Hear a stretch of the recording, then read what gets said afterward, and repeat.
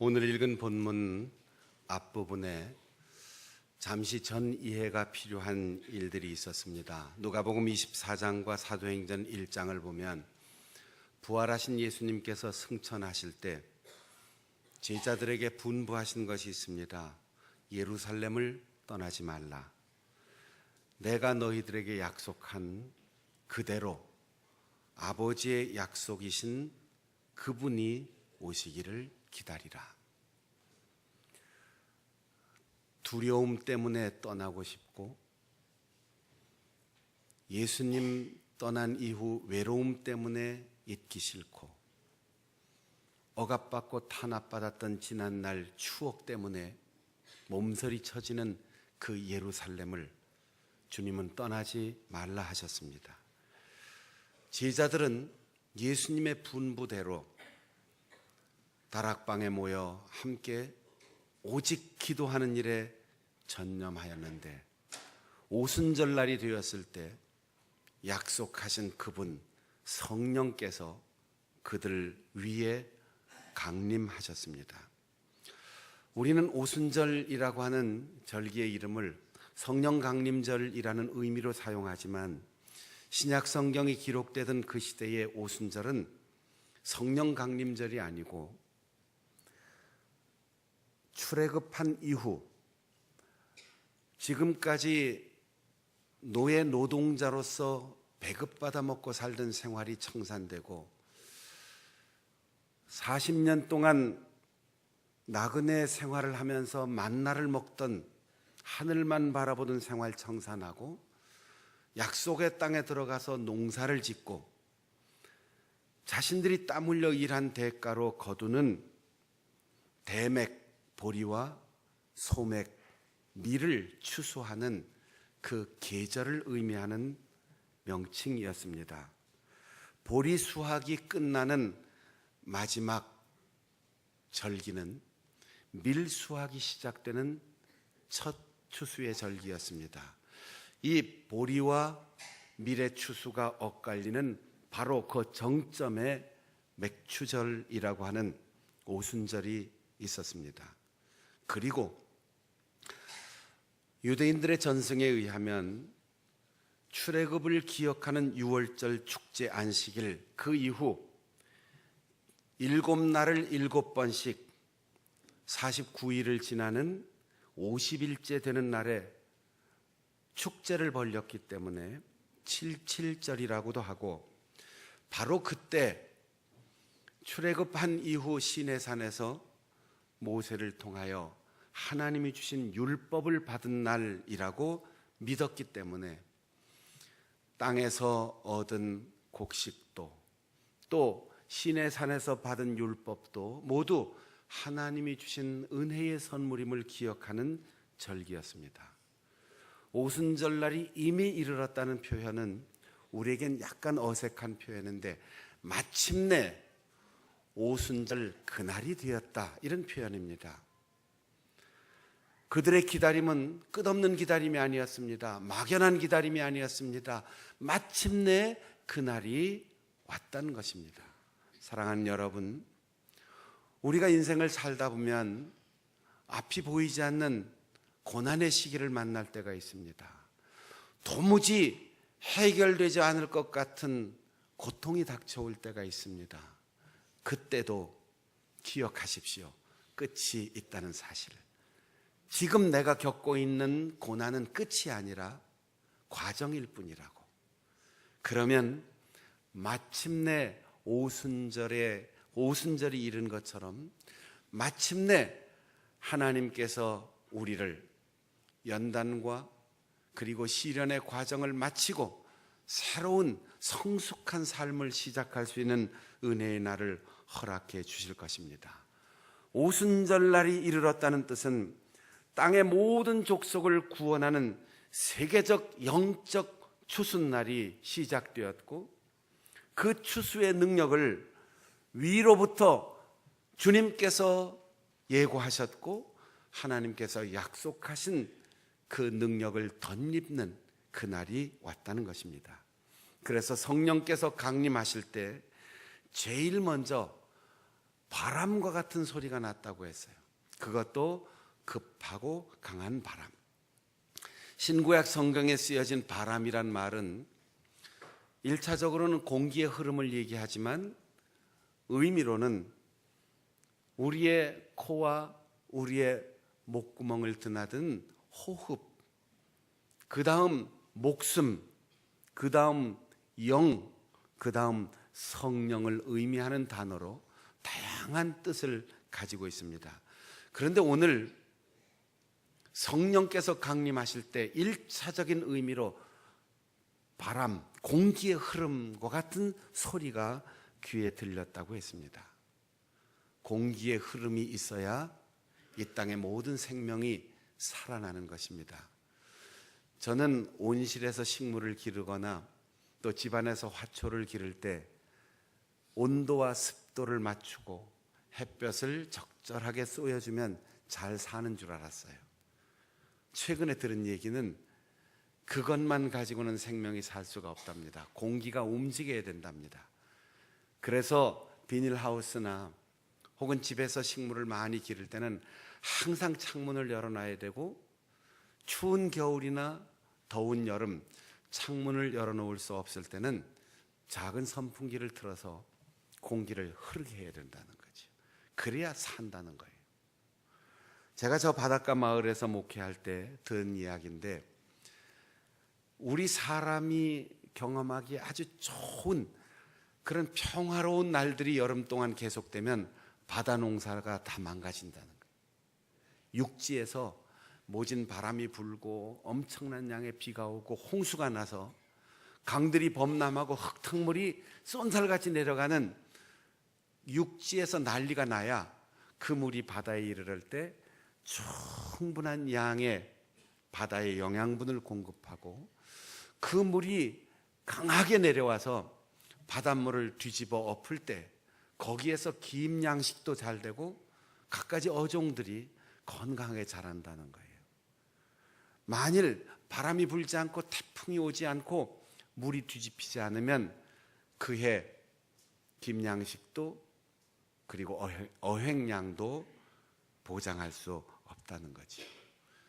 그래서 바람은 생명을 살리는 겁니다. 추운 겨울 모진 바람이 불어오지 않고 따뜻하면 식물들의 뿌리가 썩는데요. 그래서 겨울에도 모진 바람이 불면 그 나무를 흔들어서 얼어 죽지 않도록 계속 깨운다는 거죠. 태초에 하나님께서 말씀하실 때 혼돈과 공허 속에 아무것도 살지 않던 그 흑암, 그 물 위를 하나님의 영이 운행하셨다고 했는데, 하나님이 바람으로 그 위를 움직여 가셨다는 거예요. 그래서 새 천지 창조의 역사가 시작되었습니다. 사랑하는 여러분, 오늘 생명의 바람이 여러분의 호흡으로 그리고 여러분의 언어로 여러분의 삶에 놀라운 역사로 운행할 수 있는 그런 기적의 역사를 경험할 수 있기를 바랍니다. 여러분의 귀에 사람의 이야기, 세상의 정보, 세상의 시끄러운 이야기가 아니라 성령이 살리는 그 바람 소리를 들을 수 있기를 바랍니다. 바람 같은 소리와 함께 그들의 눈에 보인 게 있었습니다. 불의 혀처럼 갈라지는 모습이 보였다고 했는데, 우리가 이해하기 쉽게 번역한다면 불꽃이 강조된 게 아니고 혀가 나타났는데, 혀가 끝이 우리 혀처럼 둥글게 된 게 아니고 불꽃처럼 갈라지는 혀가 나타났다는 거죠. 우리가 사람들에게 손을 내밀어 도와줄 수 있고, 발을 움직여 찾아갈 수 있고, 눈빛을 교환할 수 있고, 돈을 줄 수 있고, 먹을 것을 줄 수 있고, 옷을 입혀줄 수 있지만, 다른 이에게 가장 큰 영향력으로 생명을 줄 수 있는 것은 언어의 힘입니다. 말 한마디로 사람을 죽일 수도 있고, 말 한마디로 사람을 살릴 수 있는 것, 이것이 말씀으로 천지를 창조하신 하나님을 닮은 인간에게 주신 능력입니다.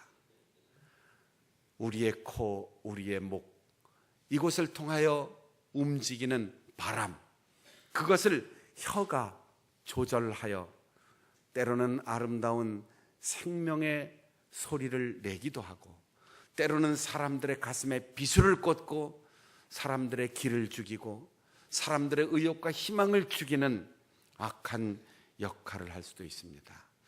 왜 로마 제국의 식민지에서 죽을 것 같은 신음소리를 내고 있는 그들에게, 식민지 수탈에 시달려서 내일의 희망을 갖지 못하는 식민지 치하의 사람들에게, 율법 때문에 종교에서도 숨을 쉬지 못하고 죽음의 종교에 시달리고 있는 사람들에게 바람 소리가 들려왔을까요?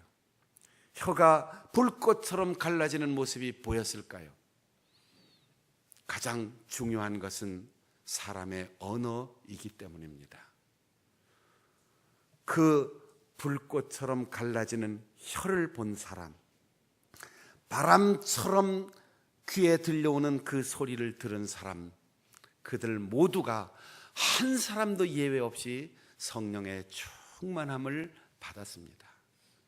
구약 성경에 때때로 성령을 받은 사람들 있습니다. 몇몇 집단들이 성령을 받았습니다.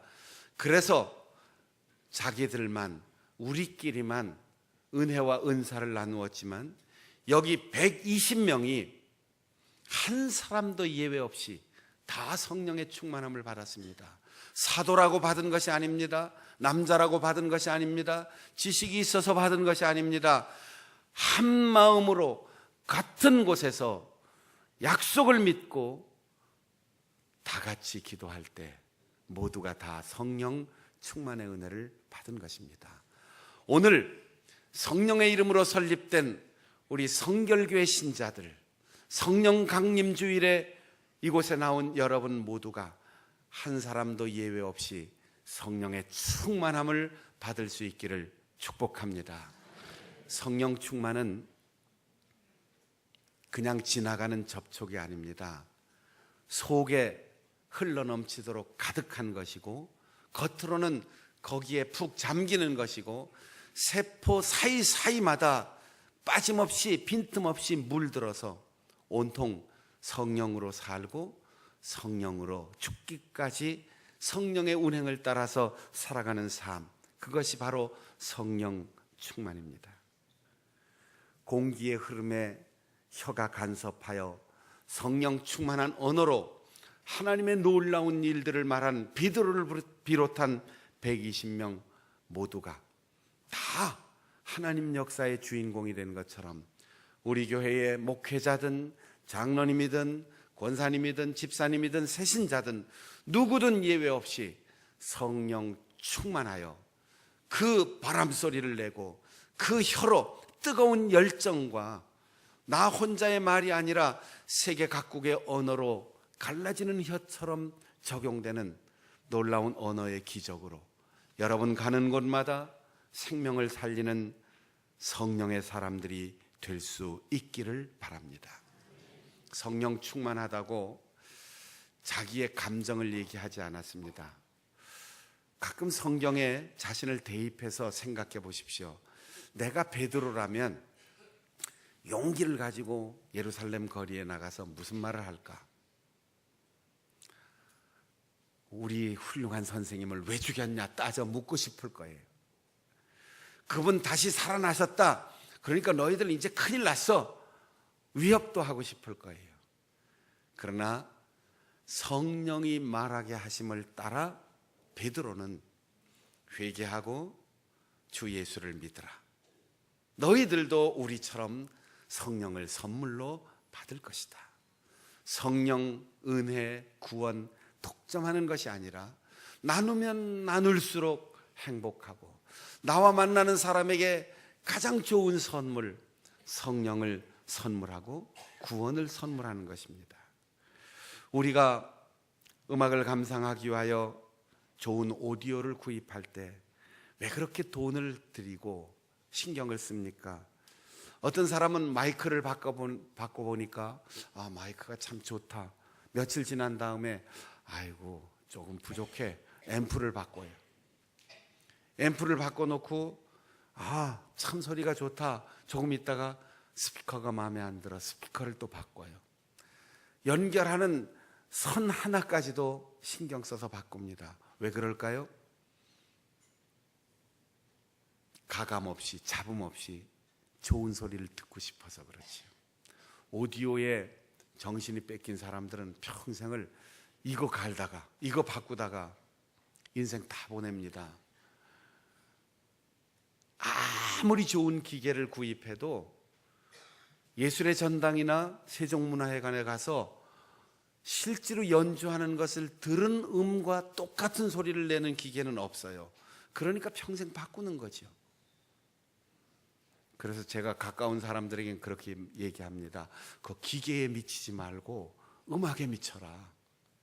음악에 심취해야 되는데 자꾸 기계에 마음을 뺏기고 돈을 쓰게 되는 거지요. 하나님께서 보내신 성령께서 우리의 호흡을 주장하시고 우리의 혀를 주장하시면 성령께서 하라고 하시는 말만 하게 돼요. 간혹 성령 충만하다고 해서 누구를 비난하거나 비하하거나 자기가 우쭐대는 말을 하고 싶어하는 사람이 있어요. 그건 성령 충만이 아니고 자기 착각이에요. 감정 충만한 겁니다. 정말로 성령으로 충만한 사람은 내가 하고 싶은 말을 절제하고 내가 들려주고 싶은 말을 버리고 하나님의 큰 일을 말하는 사람이 됩니다. 방언을 말하기 시작했다고 했는데 아마도 고린도 교회에 보낸 바울의 편지에서 말하는 방언의 은사나 사도행전 10장의 고넬료의 가정에서 있었던 방언의 은사와는 구별되는 또 다른 방언인 것 같습니다. 은사로 말할 때 방언은 알아듣지 못하는 방언인데 여기에서 한 사람이 한 가지 언어로 말했는데 세계 각국에서 경건한 유대인 그리고 유대교에 입교한 사람들, 이 유대 땅에 사는 사람의 말을 알아듣지 못하는 자국어를 쓰는 사람들이 다 자기네 말로 알아들었어요. 그러니까 베드로가 12가지 언어를 말한 게 아니고 한 가지 언어만 말했는데 그 말을 사람들은 잘 알아듣지 못했습니다. 그러나 경건한 사람, 사모하는 사람들은 성령을 통하여 하나님께서 통역해 주시는 자기의 말로 다 알아들었던 거죠. 그런데 이 사람들이 이렇게 말합니다. 저 사람들 지금 말하는 거 갈릴리 사투리 아니냐? 유대 땅에 원래 살던 사람들의 말을 알아듣지 못하는데도 갈릴리 사람들의 억양엔 독특한 사투리가 있었던 거죠.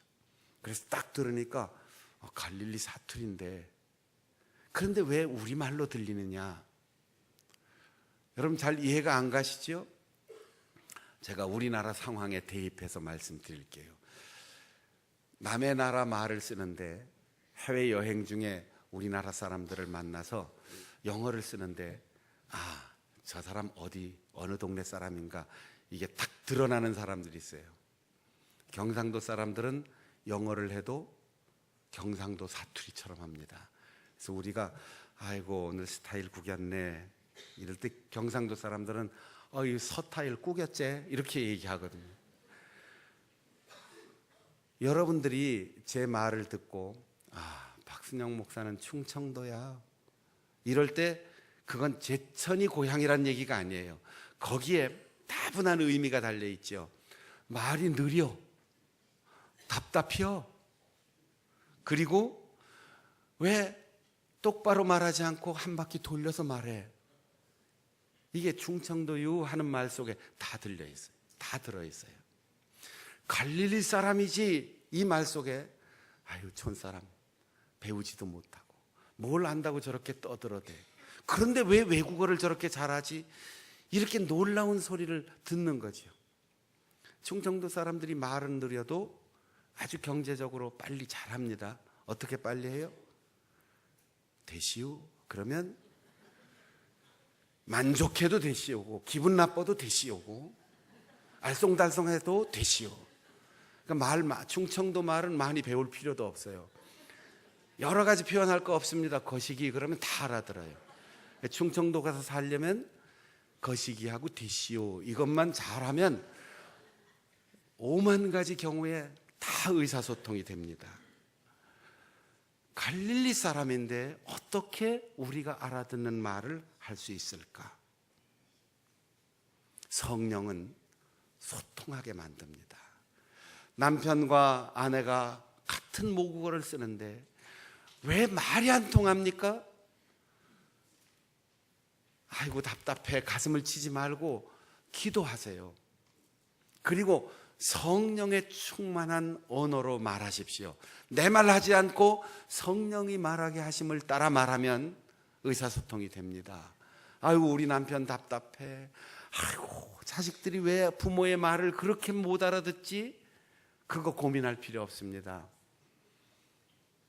오순절을 기다렸던 다락방의 120명처럼 성령이 충만하지 못한 탓이지, 성령을 소멸한 삶을 살았던 탓이지, 그걸 깨닫고 마음을 다하여 기도하면 성령께서 소통하게 하십니다. 남의 나라 말도 알아듣고 사투리도 알아듣고 일방적인 말도 알아듣고 내가 원하지 않는 말이지만 그 의미의 진심을 알아들을 수 있는 기적, 그것이 바로 성령의 소통입니다. 들리는 기적입니다.